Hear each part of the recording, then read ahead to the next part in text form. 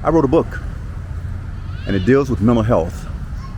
And I'll talk about that at the end of this video.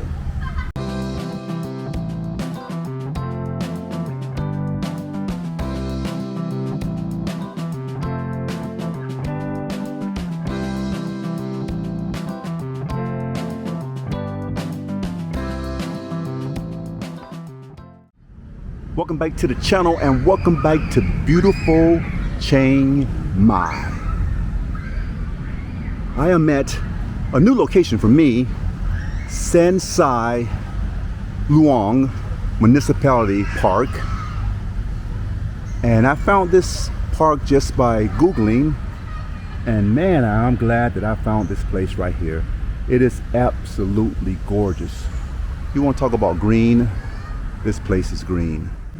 First of all, I want to thank all the viewers that came over from Living Abroad with Alex that joined me, and I think it was over 500, so I greatly appreciate it. And to give you a little bit of backstory, my wife and I retired here about a year ago to this very day in October, and we go into details about why we retired here. We try to put forth videos that are going to help you if you decide to make that decision. So, unintended consequences, what is that about? First of all, why do people retire overseas? Could be for various reasons, right? Maybe they live in a cold climate. They want to retire to a more tropical climate. Maybe they're running from something. Maybe it's because, you know what, they're tired of the politics and the culture wars that are in their country, whatever country that may be. Or it could be that they just want a lower cost of living. They want to live somewhere that they can afford without breaking the bank. Or it could be that, you know what, I want to explore new cultures. This world is so big, I want to get out of this box and I want to go see the world. And that was mainly my wife and I, why we did it. But it can be a combination of a lot of things. So when you think of unintended consequences, it usually have like a negative connotation to it, but it doesn't have to. Unintended consequences can be good things. So in this video, I'm going to share 5 unintended consequences that I've experienced since moving to Chiang Mai. So I found this nice little gazebo to kind of settle in and talk about the first one. And that first unintended consequences is my perception of money has changed. So back in Florida, I was part of the Florida retirement system. And just to sum it up, the longer you work, the higher your benefits will be. You can also work in a situation where you can get a lump sum at the end of your career. And so I had said to myself, you know what, when I retire, I'm going to work about 3 more years. I'm going to get me a lump sum. I'm going to go buy me this Ford F-150 that's loaded. You know why? Because I worked hard and I deserved that. Luckily, that was fleeing. And I did not keep that kind of perception of what money should be used for or what money is about. And I guess in full transparency, at one point in my life, I had the scarcity mindset that there was never enough money. And part of that was because when I got divorced, I had just got into law enforcement, into corrections, and I worked at the jail. So I got divorced and I didn't have a place to live. And I was sleeping in my car. And I was sleeping in my car not because I didn't have friends or family, but because I was too embarrassed to go to them about my predicament and say, hey, do you have a place I could crash for a while? I wouldn't call it pride. I guess to an extent it could be pride, but it was more of being embarrassed about my situation. But as things got better, I got better. I took financial classes, financial courses on how to manage your money. I was probably in my 20s then. And then I looked at, you know, I'm going to make all the money I can. I will never be in this position again. And so I started working overtime. All the overtime was available. I raised my hand. Hey, over here, I'm available, you know. And when I transitioned to become a road patrol deputy, every extra duty detail that I could find, I took. and I put away money because I was scared to ever be that broke again. Unfortunately, I never was that broke again, but I didn't have balance in my life because at that point, money was the master and I was the servant. But as I got older, I got a rein on that. I realized that, especially with the wife that I have now, she helped me see that the material things were not important. You know, what was important is to enjoy the time, enjoy the presence. And so I finally found that balance in my life. And when I moved over here, it was tenfold. I actually have dedicated money to the different things that I do. You know, the rent, I guess the electric bill, the cable, all of that stuff that has to go out monthly in my former country, except it's not thousands of dollars that is going out. And so I designate money to everything I do, including entertainment. And even, you know, the kindness of you out there, buy me a coffee. Steve and Alyssa, friends of ours, one time they bought us 10 coffees. And I wrote that down and I designated every meal that my wife and I had, every coffee we had, I dedicated that to their kindness. And the same with others like Victor, and I can't remember all the names, but I appreciate that. So when I came over here, I am now the master and the money is the servant. And so my perspective really changed when I moved over here to Thailand. The next unintended consequences is that the way I view time. If I could save time in a bottle, words can make wishes come true. Okay, I try to do Jim Croce, but he sung about time in a bottle. And of course we cannot keep time in a bottle. It's one of the only non-renewable currencies that we have. So we have to be careful on how we use it. And so, as I mentioned before when talking about money, my time was tied up into making money.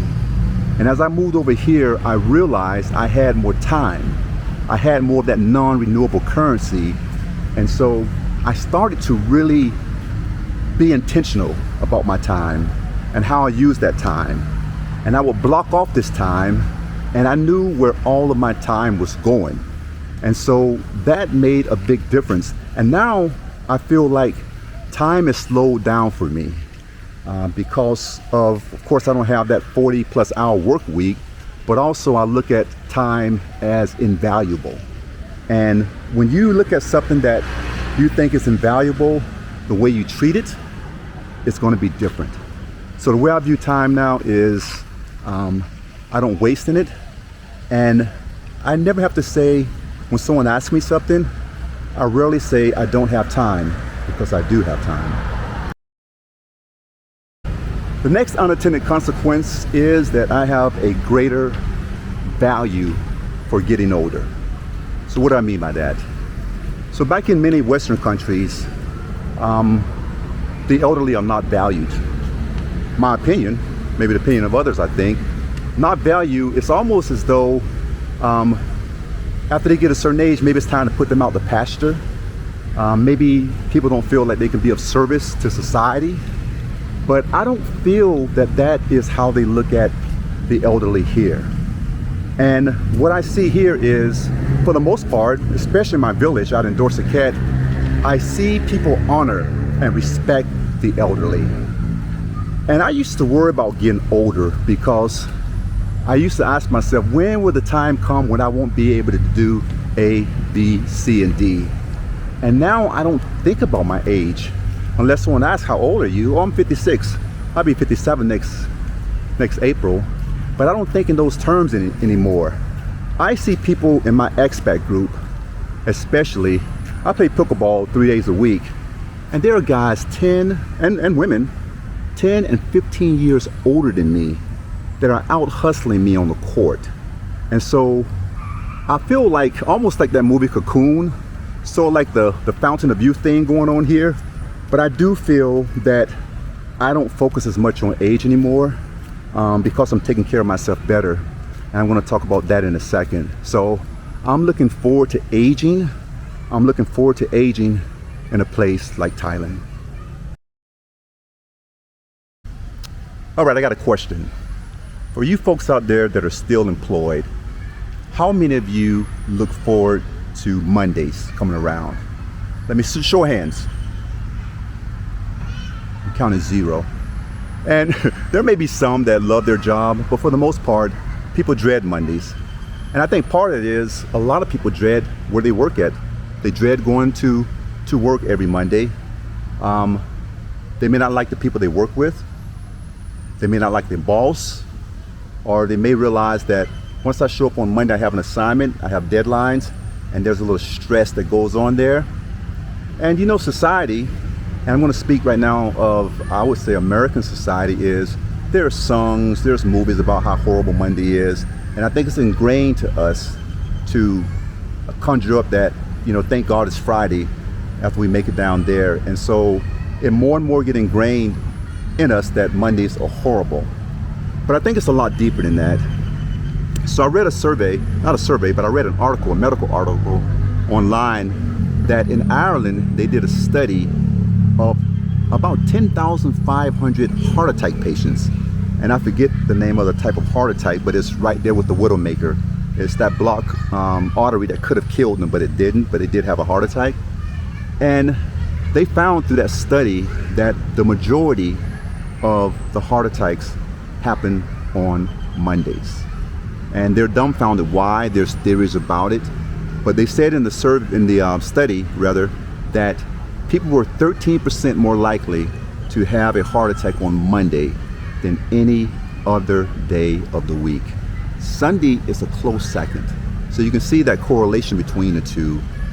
But I love Mondays. And the reason why I love Mondays, not just because I don't have to go to work, but I replace work with, I guess, a joy that I'm going to experience on that day. So on Sunday night, I plan what I'm going to do the next day. And actually the night before, every day I plan what I'm going to do the next day. But I love Mondays because Mondays is that first day where I try to tackle big things, and not getting those big things done isn't so disappointing because I have a few more days to get those things done I want to get accomplished. But Monday is the birth date of my goals that I'm trying to accomplish. So I look forward to getting up on Monday morning, doing my morning routine, and just getting things started. So Mondays have become different for me here.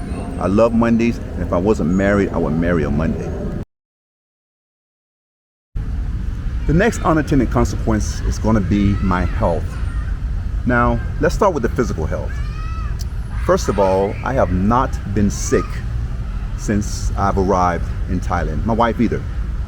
Now, when I say I have not been sick, I'm not trying to say that Thailand is this utopian society where nobody gets sick. The hospitals in Thailand is full of sick people. It's a part of life. But why I think I haven't gotten sick like I used to in the United States. I used to get sinus infections. I get the occasional colds, you know, here and there. I've had the flu here and there as well. But the reason why I don't think I've gotten sick yet here in Thailand is because there is a direct correlation between stress and your immune system. And I pretty much have zero stress here. I really do. And I think that plays a role. But also, there's a lot of places in the United States where getting an abundance of fresh fruits and vegetables is, in some places, in some inner cities, it's impossible. But even in places where you can get it, it's going to cost you a lot. And so it's not obtainable for everyone. Whereas here in Thailand, I've tried fruit that I have never really paid attention to before. I wasn't available, like dragon fruit, like kiwi. I can't think of the name of it, but it's called a custard apple, and it's so sweet, like pudding. But yeah, I think that has been a big part of it. And also, I've lost 23 pounds since I've been here. And it would be more, but they have these wonderful bakeries over here with fresh ingredients. And I love cheesecake.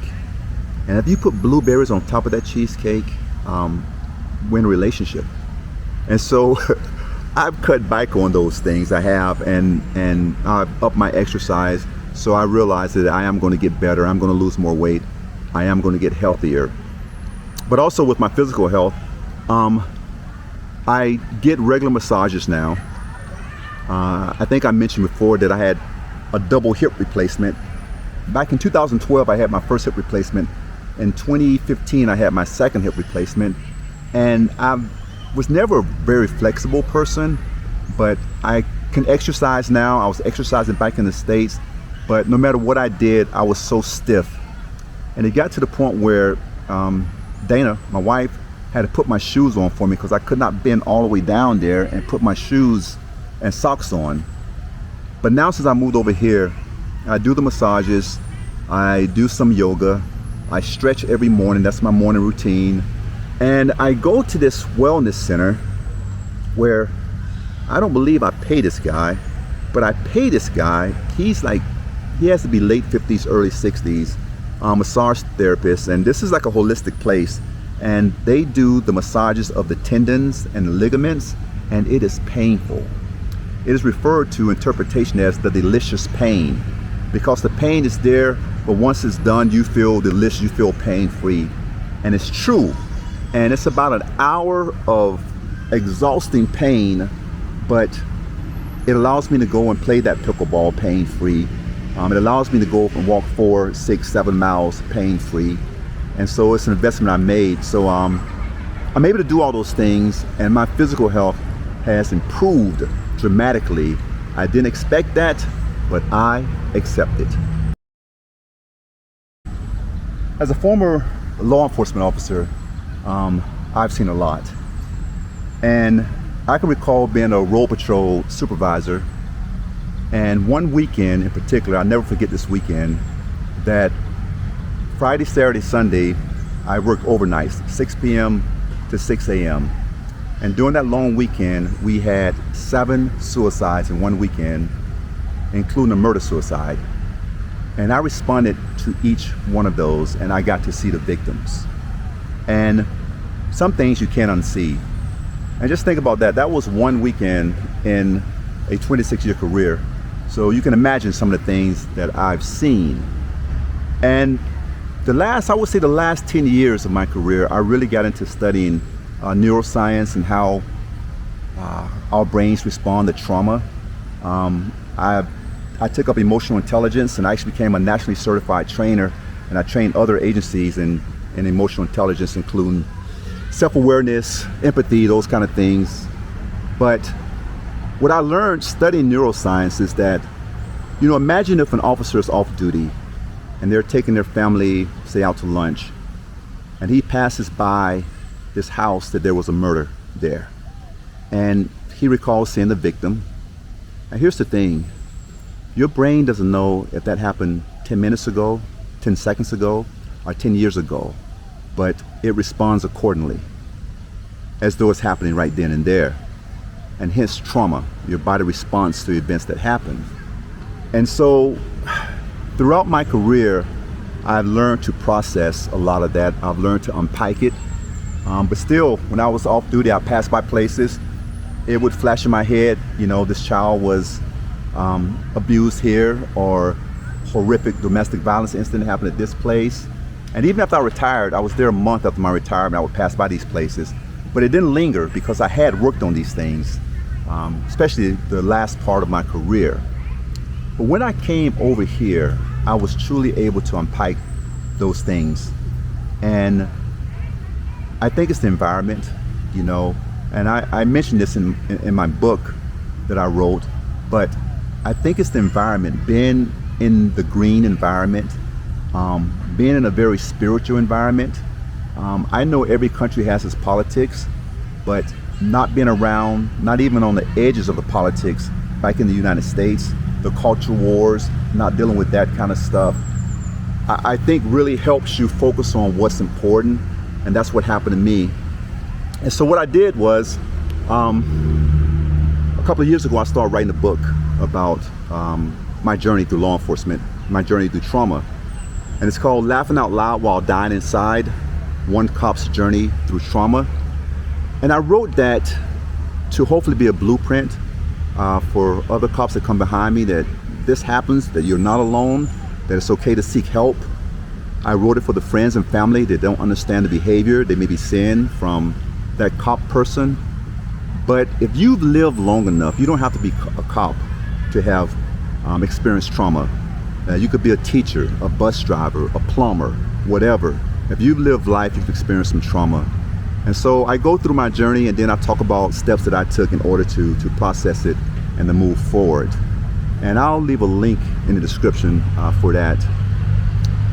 But a bonus one, and this is my last one, unintended consequences in Chiang Mai in Thailand is the bucket list.